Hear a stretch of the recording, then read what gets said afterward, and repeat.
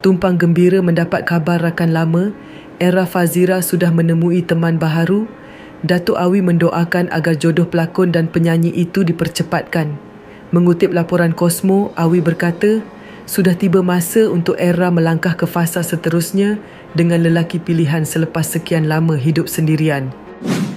Guys, jom subscribe Drama Tu bagi yang belum subscribe untuk lebih banyak infotainment dan informasi.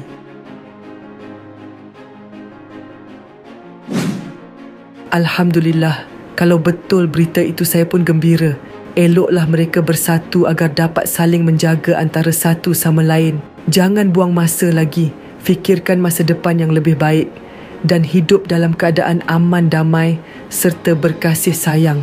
Perkara lama dibuang dan hidup bersama yang baharu, katanya kepada portal berita berkenaan ketika majlis berbuka puasa bersama Rumah Produksi Merah bersempena pengumuman konsert ulang tahun ke-40 Wings malam tadi. Awi mengetahui berita tersebut menerusi media sosial. Vokalis Wings itu menganggap Era dan lelaki yang kini rapat dengannya, Ezwan Zain, sebagai pasangan secocok. Memang Era tak berkongsi perkembangannya dengan saya, apatah lagi membabitkan hal peribadi, tetapi cerita mereka banyak diperkatakan dalam media.